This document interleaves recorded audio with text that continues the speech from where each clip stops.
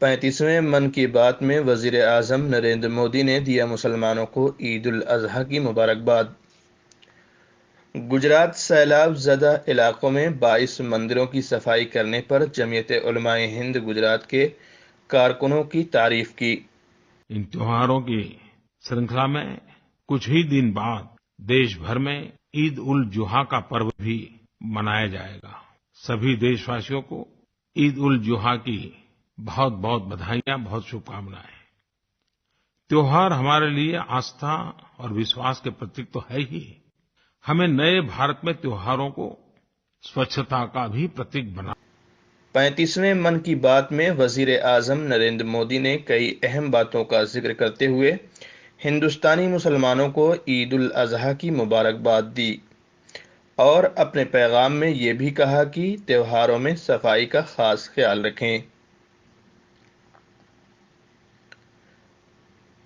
وہیں انہوں نے جمعیت علماء ہند کی خدمات کا بھی اعتراف کیا اور سوچھ بھارت ابھیان کی مہم میں حکومت کا تعاون کرنے کے لیے خصوصی طور پر مسلمانوں کی اس قدیم تنظیم کو یاد کیا۔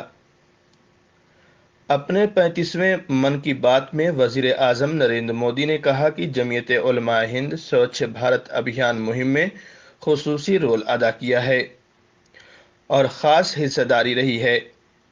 گجرات سیلاب زدہ علاقوں میں جمعیت علماء ہند نے 22 مندروں اور 2 مسجدوں کی صفائی کر کے بھائی چارہ کے فروغ میں اہم کردار ادا کیا ہے۔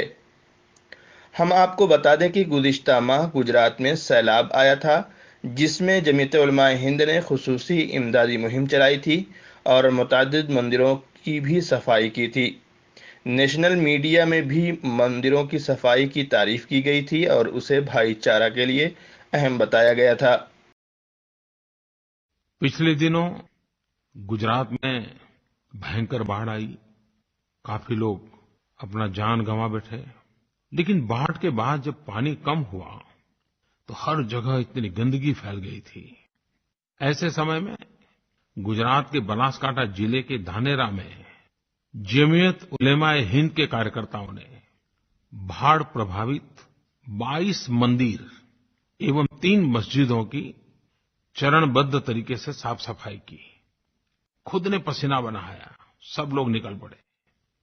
سوچھتا کے لیے ایکتا کا اتم اداہرن، ہر کسی کو پریرنا دینے والا ایسا اداہرن جمعیت علماء ہند کے سبھی کارکنوں نے دیا۔ سوچھتا کے لیے سمرپن بھاو سے کیا گیا پریاس، یہ اگر ہمارا استھائی سوبھاؤ بن جائے تو ہمارا دیش کہاں سے کہاں پہنچ سکتا ہے۔